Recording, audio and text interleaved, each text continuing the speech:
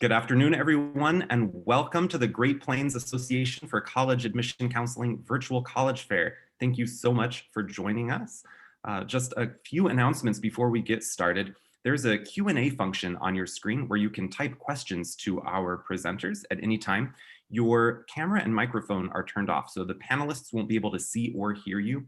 So the only way to interact is using the Q&A function. The presentation is being recorded and will be available within about a week at the same website where you registered, which is strivescan.com/GPACAC. And there will be a series of college fairs following this. So if you haven't already, I encourage you to go ahead and register to meet with colleges and hear presentations from colleges all around the Great Plains region. So with that, I would like to turn it over to our presenters. First is Megan Zorch from GPACAC. Good afternoon and welcome to GPACAC's Virtual College Fair. On behalf of the Great Plains Association for College Admission Counseling, I would like to warmly welcome the students, families, and counselors spending the afternoon with us. We are honored to host more than 700 students and counselors from our 3 states, Nebraska, Kansas, and Oklahoma. And thank you to the 104 colleges that will be presenting this afternoon. To kick off our virtual college fair, we are pleased to provide a college admissions directors panel. I would like to introduce Stacy Everett, the moderator of today's panel, and she will get us started.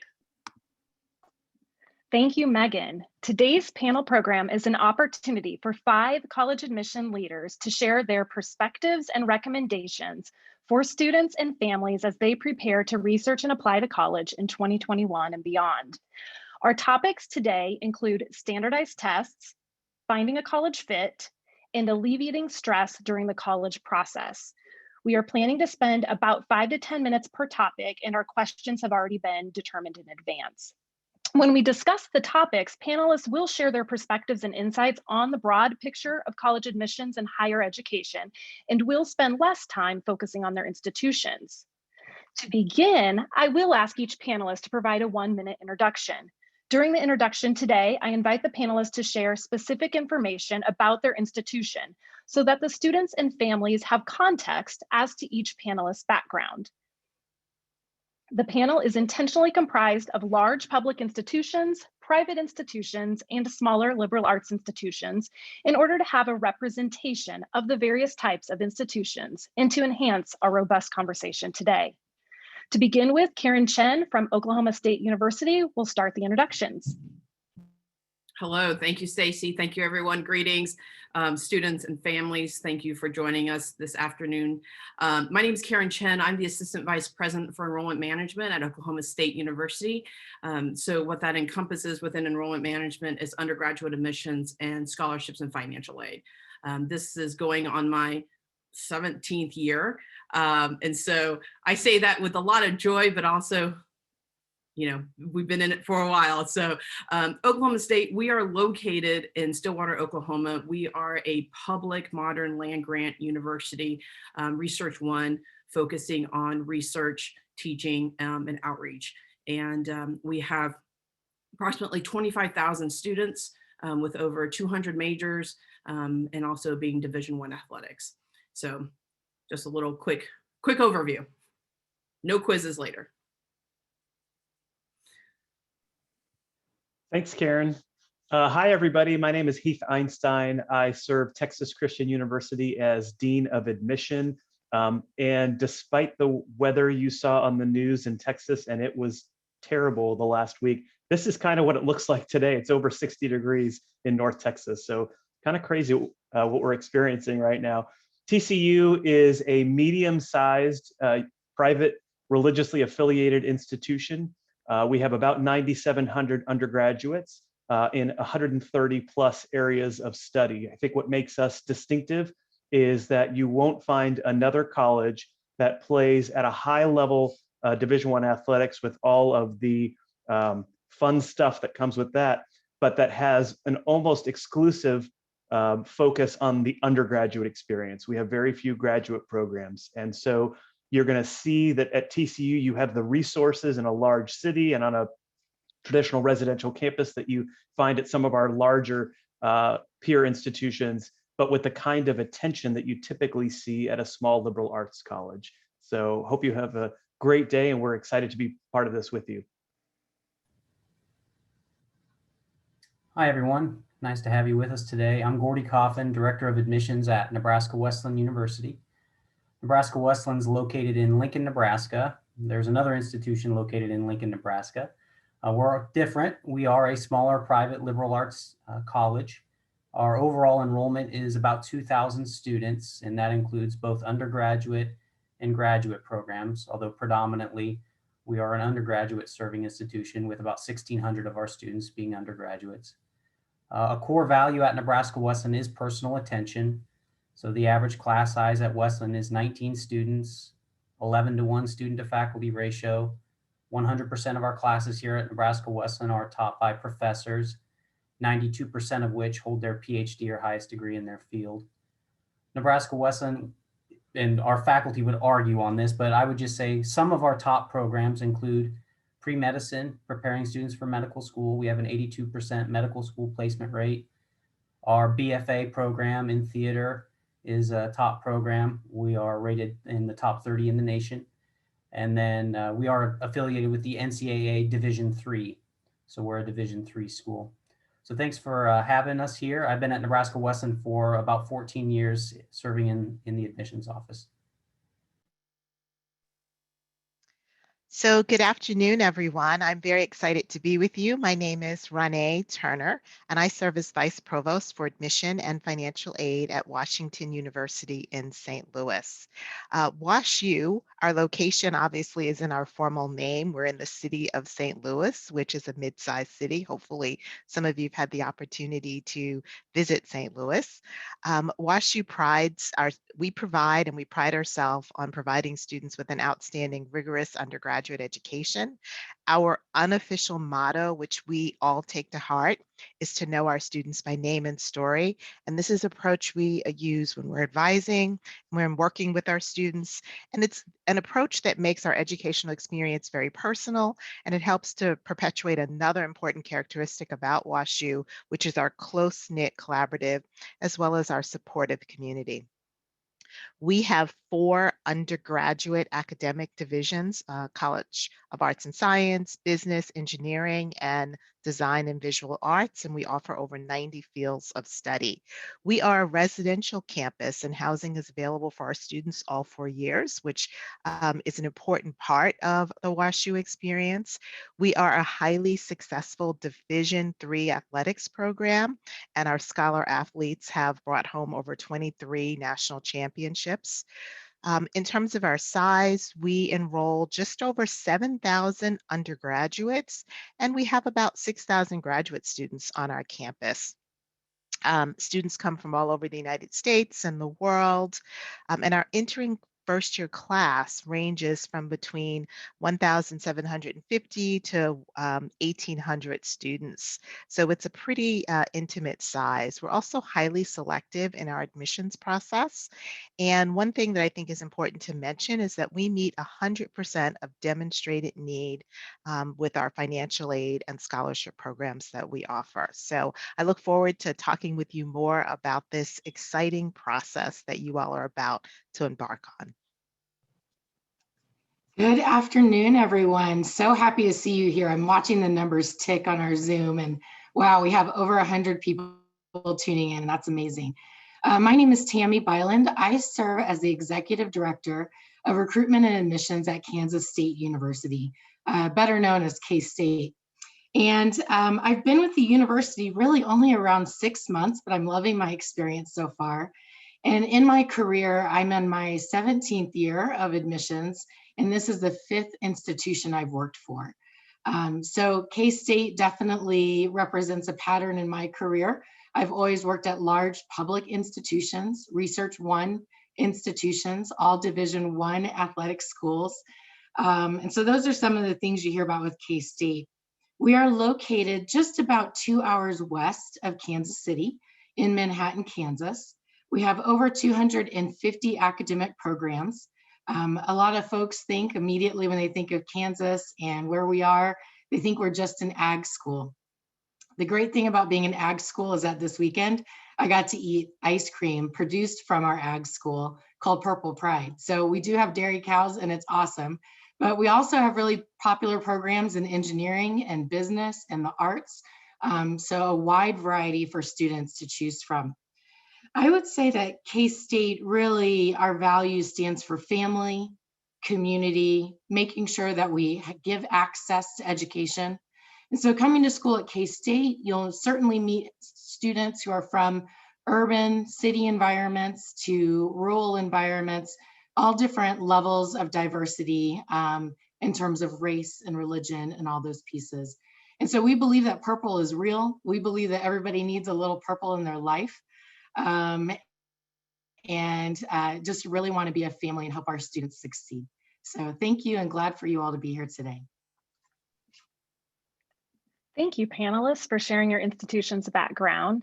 To begin today's conversation, we will spend the first 10 minutes on the topic of standardized tests. As we are all aware, one impact of COVID is the inability of high school students to access standardized tests. Therefore, many colleges adapted their standardized test policies. Over 1,300 colleges and universities have extended their ACT and SAT optional testing policies for the fall 2022 admissions, impacting the current junior class as they prepare to apply for college. The first question we will begin with is that I ask each panelist to share their institution's standardized testing policy.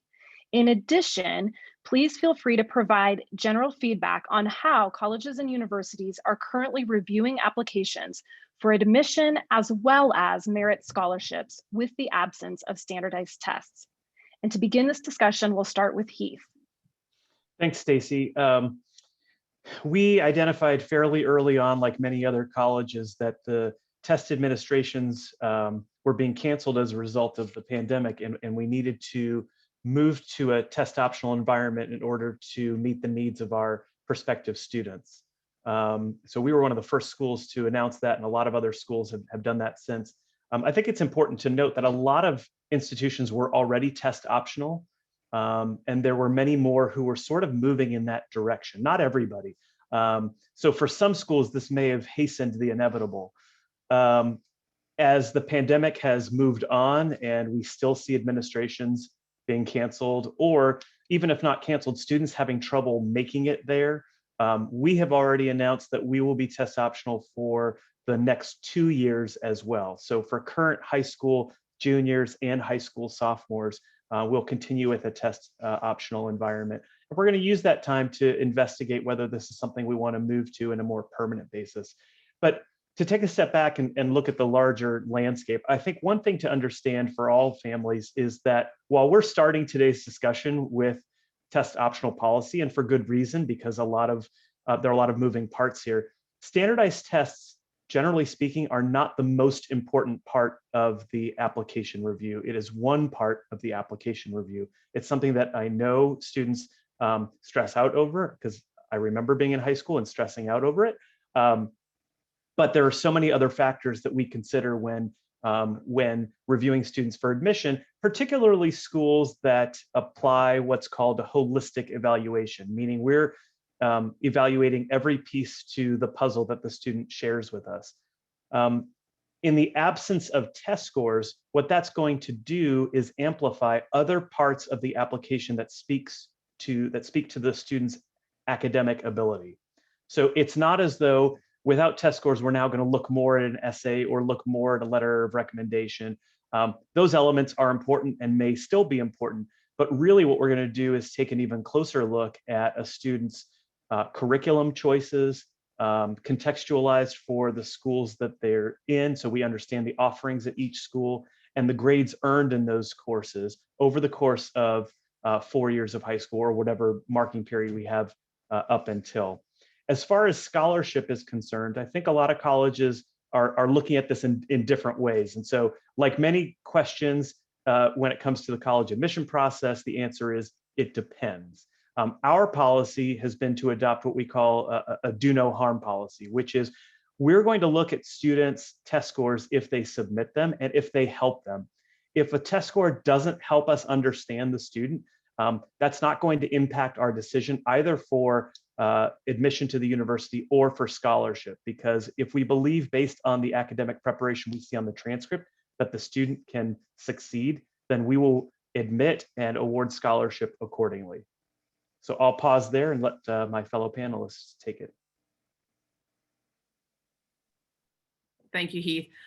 Very similarly, early on, we knew that we needed to do something as well. And so, the fortunate thing about OSU in terms of our mission, process and policies and everything is we already had not only an assured criteria for students who meet, GPA and test score benchmarks, but also a holistic review process. And so with it being, like he said, a lot of challenges this past year, we did go to a test optional model as well to allow students an opportunity to essentially apply to colleges. And so moving forward to that, we are currently in the process of working to see if we can be test optional for the next 5 years. And so we'll probably know soon how that works, but right now we are in the works to see what that is. Based on similar to what he said, I think the other thing to keep in mind as well is your academic curriculum, how you perform in high school is really important. And so we do take a look at that when we are looking at kind of the whole picture to see how a student will be successful. We are in the yes business, right? We want to say yes to a student. We want to make sure that you are set up to be successful. And so we look at the whole picture when it comes to that piece. The other thing to keep in mind is, test optional for admission and test optional for scholarship are two separate things at some institutions. And it just kind of depends on the institutions that you apply at. For us, we knew that there were going to be challenges this year in particular for students. And so we not only have what we have is in terms of our GPA and standardized exam scholarshiping, we also have a Gpa Only Scholarship for students. So especially if you have not had a chance to take the ACTs, then that at least gives you an opportunity to earn some scholarship merit dollars to help. And that's a 4-year scholarship. And so I think right now, what we're all discovering, and there's still quite a bit of unknown, right? There's quite a bit of unknown of what's going to happen between now and honestly for seniors. If there are any seniors on the call right now, please apply yesterday. No, please apply today. Apply to any institution. May 1st will be here before you know it. If we have juniors, I know we have some juniors on the call. If we have sophomores and even freshmen on the call, a lot of this is going to shift by the time you are going to be applying to schools. And so this just gives you an overarching framework of maybe what to expect and what's coming down the pipeline, but a lot can shift between now and then, especially even for juniors, because our application opens up July 1st for seniors for next year. So for juniors right now who will be rising seniors. But yes, so that's kind of in a nutshell, kind of what we're doing. I'll just jump in from K-State's philosophy, give you a little background on that. We were an institution, again, really talking about our access to college and our mission as a university. So we were exploring test optional, as Keith had mentioned earlier. There's lots of schools who did it pre-COVID. So we were on that path as an institution. And honestly, COVID helped it move faster. We were able to get approval from our Board of Regents and able to get that into place for students. And we at this point see ourselves being test optional indefinitely. But I do want to just give you an example of what it means to be test optional for admission and then scholarship. And so test optional for admission at K-State, you either need to have a 3.25 GPA or a 21 ACT. Either one will allow you admission to our university. However, that's not automatic for scholarship consideration. We do require a student to fill out an additional application that says, I'd like to be considered for scholarships without consideration of my test score. And so I'm thinking about some of the questions we get around what it means to be test optional. And in our scholarship realm, a student can submit a test score. Maybe they did that when they applied for admission, but then they can turn around and do the scholarship path that says, well, forget my test score altogether. I just want to be evaluated on other measures. And we allow a student to do that to receive those scholarship dollars.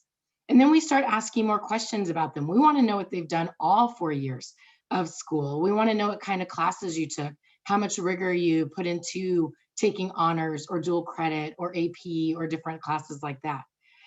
We want to know if you were a leader in your community or in your school. We want to know if maybe you were working and still doing great at grades while holding a part-time job, or maybe you had some sort of significant contribution you were making to your family. We want to look at you as a whole person, be able to award scholarship dollars on those pieces. So I think as you all hear our answers, what you're finding is every school does it a little differently based on what works for that school, for the kind of students they attract, and that sort of thing. And I will say for K-State, when a student just applies, we ask you for those two criteria, either a GPA or a test score. But there are some universities. So what I want to back up and say is, if you give us the test score just for admission, we're going to look at it. There are some universities that have a question out there that says, do you or do you not want to be considered with a test score for admission purposes? And even if you sent them a test score 6 months ago or a year ago, if you say no, they will not do that for you. They will not read your application with the test score. So again, it's a little bit different per university. We'll ask you different things in the application. So really, it's just a matter of investigating. Continue asking great questions like this and know who you're applying for and what their standards are. Yeah, Tammy, I would echo that for sure. Every institution is different, so we don't want to give the impression that overall this applies to every school. At Nebraska Wesleyan, for instance, we did our own internal research in 2014 based upon, what's predictive of success in college at Nebraska Wesleyan. And our own research affirmed what lots of studies have shown is that the high school GPA is more predictive of academic success at Nebraska Wesleyan than a standardized test. Again, that doesn't mean that there's not a place for a standardized test. That's just what our data showed us. So for students beginning fall of 2016, so we implemented this in 2015, we did start to offer test optional admission at Nebraska Wesleyan. So at that time we were around, I think it was around 1,000 colleges and universities that were considered test optional. But then obviously with the progress of COVID and everything going on, we took a step further where prior Nebraska Wesleyan only offered test optional admission for students with a certain GPA. So because we knew those students were going to be successful academically, we now offer it regardless. And we ask the question on the application whether or not students want their test score to be considered. So when we take that into consideration, that's how we review the application. And we use our online application for admission also for our scholarship application. So we take all that into consideration. At Wesleyan, what we did with our scholarship model is that we actually have a rubric that historically has looked at a combination of test score and GPA. And this year, what we did is we have not only the test score and GPA for scholarships, but we also have a GPA only criteria, and it's an or. So depending on where you're at as a student, you would qualify for the higher scholarship. And I think what you're going to find with other institutions is that colleges recognize the hardships that's going on, the challenges, and we want to be as flexible and open as we can be to help accommodate. So, where is this going to go in the end with test scores or not? I'm not sure, but I think it has kind of opened up a path for colleges and universities to at least test to see, no pun intended, if the lack of standardized testing can work in scholarship and admission. Thank you, Gordy. And Renee, prior to you sharing WashU's standardized test policy, I also invite you to answer the follow-up question 2 in combination with question number 1. And the follow-up question for standardized test is, what recommendations do you have for students as they try to determine if they should submit standardized tests? And I'll pass it back off to you, Renee. Thank you, Stacy. So I'm going to try I'm going to start at the beginning because as I was looking at a couple of the Q&A questions, I thought it might be relevant to start at the beginning and define what test optional is, and also introduce a term called test blind. So first of all, test optional is a policy that some colleges and universities have, in which it tells the applicant that you can choose to submit your test scores if you want them considered in the admissions process. So it is your choice. You look at your overall credentials, you look at your test scores. If you think your test scores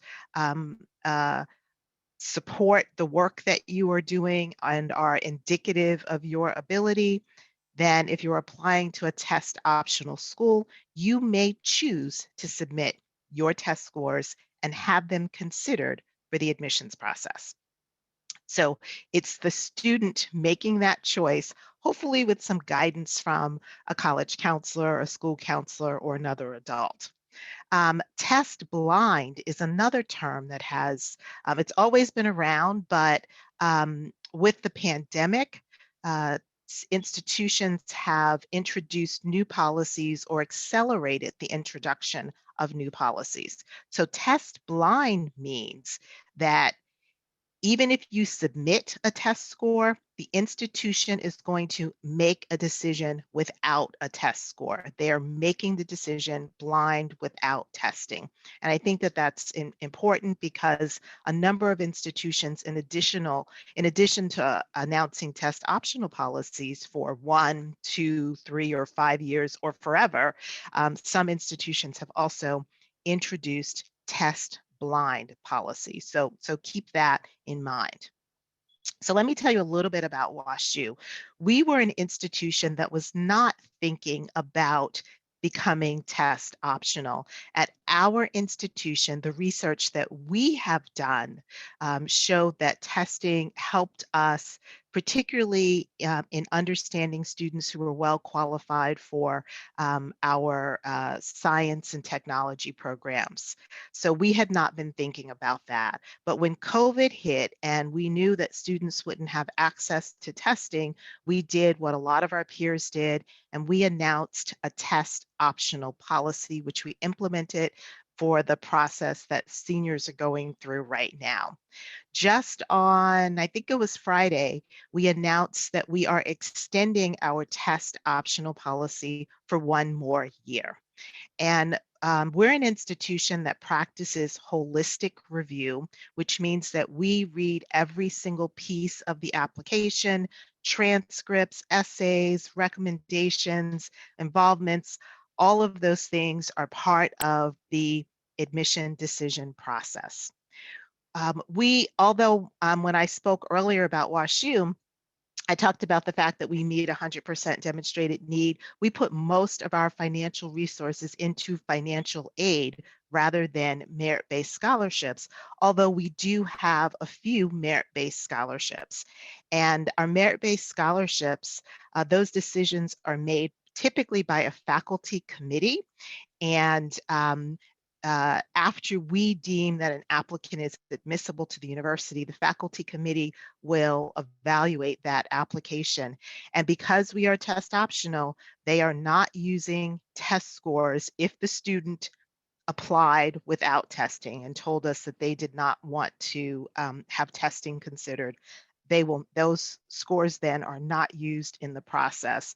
Frankly, the scholarships are more decisions are really based on, for the most part, the personal qualities of students for some of our scholarships. So the faculty aren't focused as much on testing, even in the regular scholarship process, because we have such strong students in our pool. So that's a little bit about the WashU policy. The other question that I want to help you all think about is when should you decide to submit test scores or not?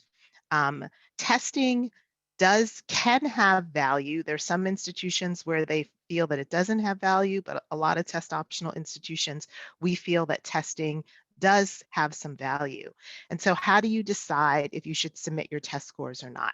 If you're applying to a test optional institution, what I would advise you to do, first of all, is to understand the admission criteria, or I'm not going to say criteria is a bad word in this case, to understand the types of students that are being admitted to the institutions that you're looking at. Some of my colleagues have already spoken about the fact that you need a specific GPA and you could gain admission to that institution. At my institution, because it's holistic review, you might want to look at our admissions materials and see what the middle 50% GPA is and the middle 50% test score would be. And if your test scores are solidly within the middle 50% or above the middle 50%, then you might choose to submit your test scores because you may think that they are enhancing your application to our institution. But if your test scores are, if you don't think they're reflecting your ability, and that you think there's a disconnect between your grades and your test scores and the rigor of your coursework and your test scores, and they're not in the middle 50% or and they're the bottom 25%, you may choose not to submit your test scores at a test optional institution. Again, it is the student's choice in a test optional admission policy. So I hope I had made that a little bit clear. If not, I know that some of my colleagues will clean up behind me. Thank you for providing context around standardized test panelists. And due to time, we're going to go ahead and move forward with our next topic. And if we have time to swing back around to standardized tests, we'll do so. The next topic is related to researching colleges and determining a fit. And as high school counselors and admission professionals provide education and guidance to high school students and families as they navigate the college exploration and application process, we often talk about finding a college fit. We encourage students to research multiple institutions based on their academic, extracurricular, and social needs and interests. And so the first question that we will have Tammy answer is, what general advice do you have on helping students research colleges and finding college fits? Tammy? Thank you, Stacy. I really would say the first place to start is with yourself. It's not with mom or dad and where they went to school. It's not with where your best friend might be looking, or maybe somebody that you're in a relationship with. It's with yourself. What are your interests? How close or far away do you want to go away from your family? What do the finances look like for your family? And consider all the possibilities of what higher education offers, whether that's going to be starting at a 2-year school, a 4-year school, and think about what your long-term goals are. So are you wanting to go on to earn more degrees, master's degrees or PhD? And so start with just thinking about all the possibilities that are there, and then start mapping out for yourself, what is it that you want?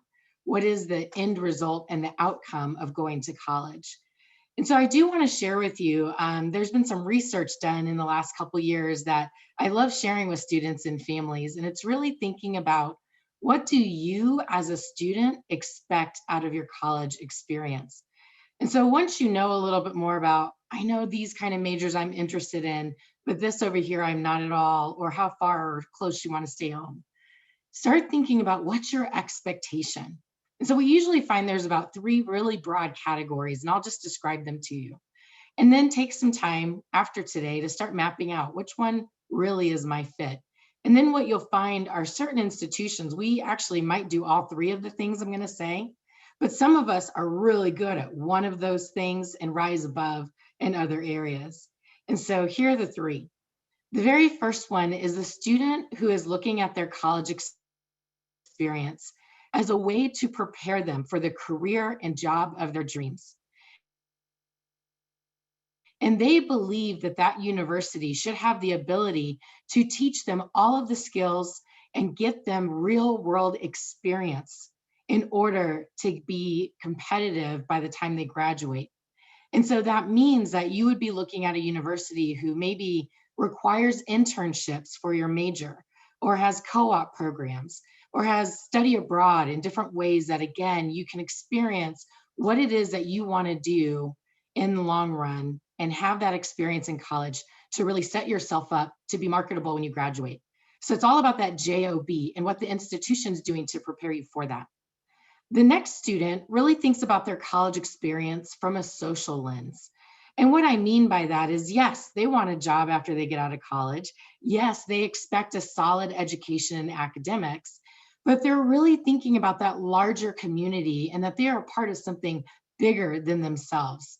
And so they are looking at it for the sake of wanting to be leaders in organizations or give back in some civic way to their college campus or to the community around them. They want to go to big athletic sporting events and sing the same cheer as everybody else, and again, feel a part of something bigger than themselves. And then the third category is really about the academics. It's the student who says the academics have to be on point. So I expect to go to the place that has the best teachers, teachers who are really teaching from the book they wrote. I want high impact experiences in research and mentoring from my professors. And I know that my first 4 years are just a stepping stone to the future. And so often when we see students in this space, they already have a mindset that they're going to go on to graduate school or go on to medical school, go on to veterinary medical school. They know they've got a longer path and they want that academic preparation in order for that next step. And so those are just 3 broad categories. I want the job, give me everything you can do to prepare me for that. I want that social lens. I want to make a difference in my community and be part of something bigger than me, or the academics has to be on point. And that is what I'm most expecting in my experience. So think about those 3 things. And again, start mapping out those colleges that seem to give a good fit for that. Thanks, Tammy. Now we're going to look at researching colleges from the lens that we're currently in, which has to do with this virtual space. And Karen is going to provide some tips on making the most out of virtual events and engaging in the process of research. Karen, take it away. Thank you, Stacy. Well, here's the thing, even with the pandemic going on, the process of looking at colleges has not necessarily changed. The mechanism and the way we navigate those might be slightly altered. And what I mean by that is you still want to make sure, as what Tammy said, that fit is there. And how do you do that? You do a little bit of research. And whether that is on your phone or on your computer, I mean, any way to either do a virtual tour, engage with somebody within the admission office, engage with somebody who's a faculty member or a student. I would say what in our current situation, what this has allowed us to do is to actually reach even more students this way through virtual platforms. And so if you're unable to come and visit, and there are many of us on this call and many institutions that are still open in terms of allowing students to come and visit campus. Granted, it is a much smaller scale, right? Because we have to follow all our CDC guidelines and everything to make sure that we are safe and we're keeping our community safe as well. But still come and visit if you can. But if not, participate in virtual platforms in any way, shape, or form. This is that time period where you're window shopping, especially as freshmen, sophomores, and juniors out there. Look at a school and any of the things that Tammy had mentioned before, and just go check it out. What does 20 minutes hurt to just see what opportunities there are out there? Show up. You know, if you register for something, definitely try to show up the best you can. But every institution has an admission counselor out there dedicated to your high school. And if you go on any website, or if you're already getting information from the institutions, they will say, XYZ is your admission counselor. Here's their contact information, and reach out to them and ask questions. And you may not have any questions to ask, and that's okay. But sometimes they can just give you an overview of what to expect, especially in terms of timeline, and parents as well. Students, you're going to have a different set of questions maybe than your parents will, or your family member. And if that's the case, that's what we are here to help you through this process. You're not in this process alone. We work as your advocates throughout this entire, journey as you're going through your college selection. And so, yes, I think we're all probably tired of this kind of interaction, but it can be really beneficial. All of our events and tours that we have, they're not 4 hours as we would have them on campus, right? They're a much more condensed time frame, and you can get some sound bites. And so most of us have some type of junior programming that's going to be coming up. So especially for those juniors on there, please sign up and learn a little bit more, and just start researching, start looking. You do not have to figure out the answer right now.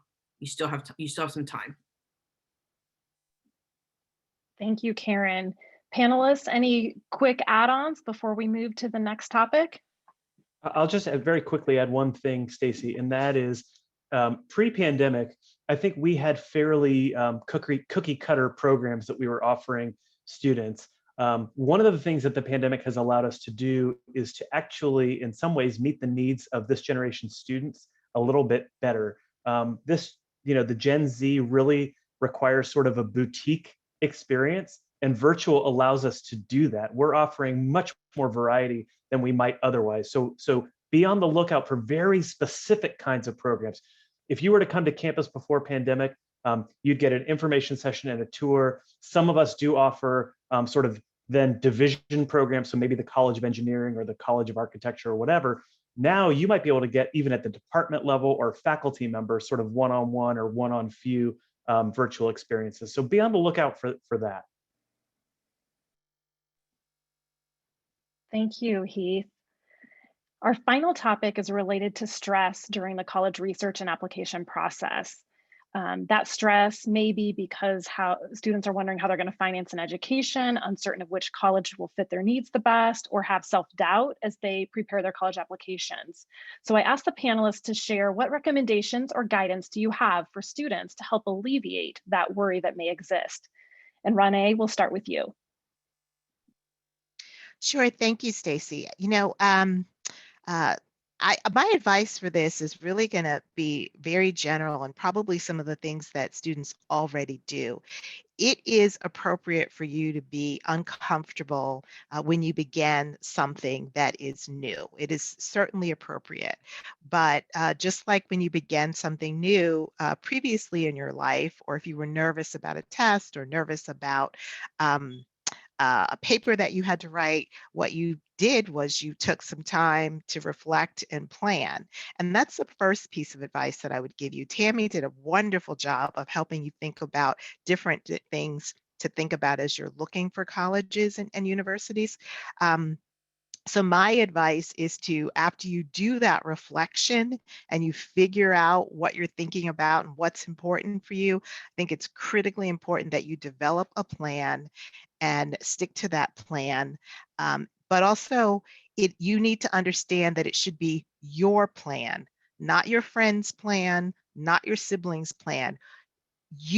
Choosing a college is a very personal process. And so you have to be comfortable that your process is going to be different from everybody else's. So focus on your plan, because where your best friend might want to go to school totally might not be a fit for you. So accept that now. And parents, that if you're on the call, it's also important for you to accept that your student's plan is their plan and not somebody else's.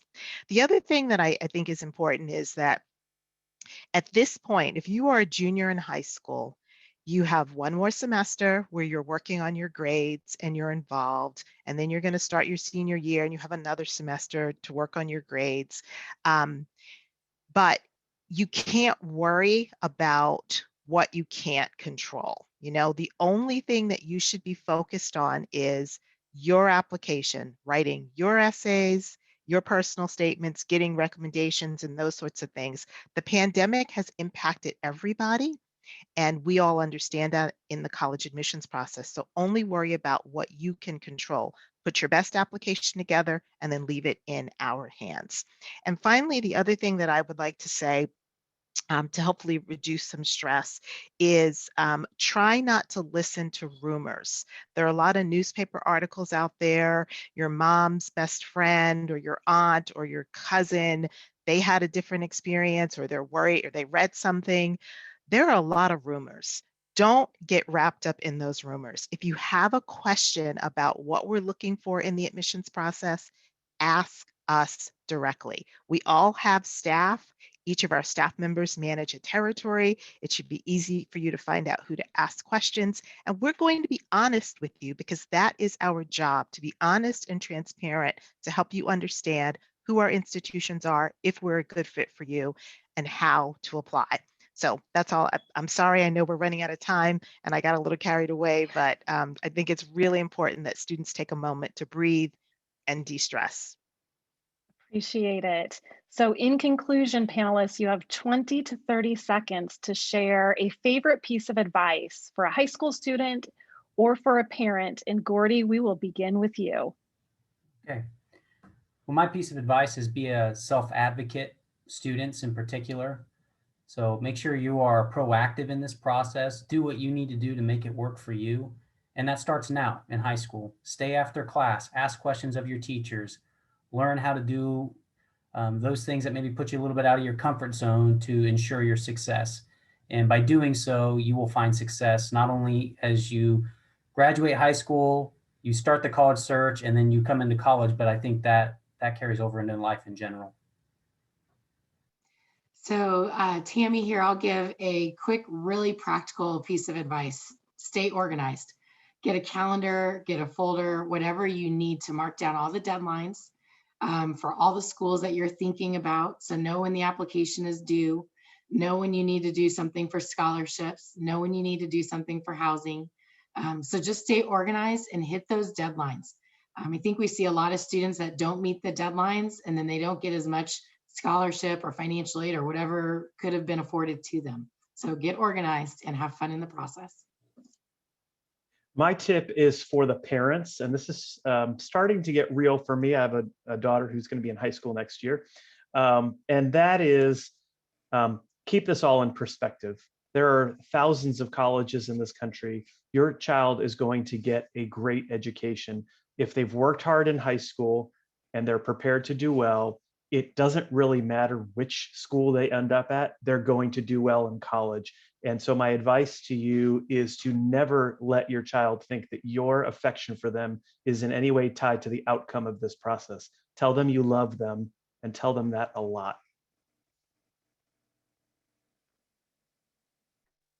So my advice is really quick. Don't let this process overwhelm you. As a family, pick one night, one afternoon, once a week or once every couple of weeks to talk about colleges. If you talk about it all of the time, all day, and parents, if you're asking about it every single day, all day, it can contribute to your students' stress. So make a pact, pick a time once a week, and talk about colleges. I would echo what everyone said. The other is two really quick things. One, be authentic. Gordy kind of alluded to this earlier, but be your authentic self. Don't write or submit what you think an institution wants us to hear. Be yourself in terms of what you're sharing with us. Second is going along with the practicality of what Tammy suggested is have an email that is valid and check your email. That is really important through this process as well, because we communicate through a lot of different platforms, social media, but one is email. Email is pretty consistent. And so if you supply your information to any institution, please provide a valid email that is college appropriate email that you would not be embarrassed to share with other people, and then check it often. That would be it, and have fun. I mean, you're only going through this process once, and so you'll make it through. Thank you, panelists, for sharing your insight. Thank you for spending time with us. I have found great value in this panel, and we just appreciate your words and your thoughtfulness. So many thanks. At this time, I'll turn it over to Josh for final announcements. Great. Thank you so much, Stacy. Thank you again to all of our panelists. And thank you to all of you, parents and students, for joining us for today's panel presentation. When you close your window, there will be a quick survey, just a very quick 4-question survey. We'd really appreciate any feedback that you can provide there. Also, this is just the beginning of a a virtual college fair, and we really encourage you to sign up for any of the sessions that are being held. You can go to the same place where you registered for this session, which is strivescan.com/GPACAC. Again, strivescan.com/GPACAC. We hope to see you there. And also in about a week, you'll be able to find this session's recording as well as recordings from all the other sessions happening today at that same website. So you can't attend everything. So whatever you're able or you miss, come back and check it out then. So thanks again to everyone, and have a great afternoon.